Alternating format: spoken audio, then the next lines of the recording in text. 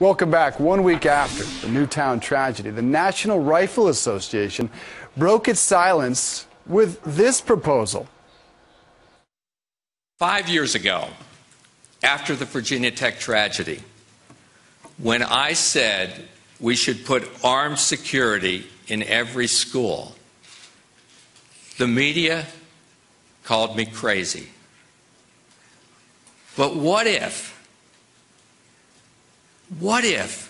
when Adam Lanza started shooting his way into Sandy Hook Elementary School last Friday, he'd been confronted by qualified armed security? Some are still, in fact, calling him crazy. Is arming security guards and teachers like we do airline pilots the answer? Let's ask Robert McLean, a former air marshal. Good morning to you, sir. Is this the answer, having an armed security guard at every school in the United States? Good morning. First of all, my heart pours out to all the victims. I got little girls in 3rd and 4th grade. But it's partially correct and it's partially wrong.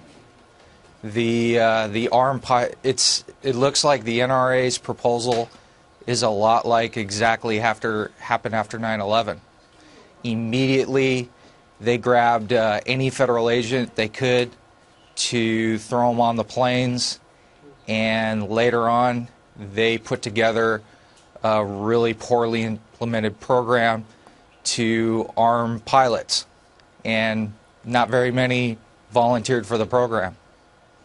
Yeah, now I can see the reality that, look, he's right in some regard. If someone shows up at a school and there's an armed principal or an armed guard, clearly that shooting is not going to happen. But arming every school in the United States is completely unfeasible for starters. It is impractical financially, let alone the safety implications that come out of all this.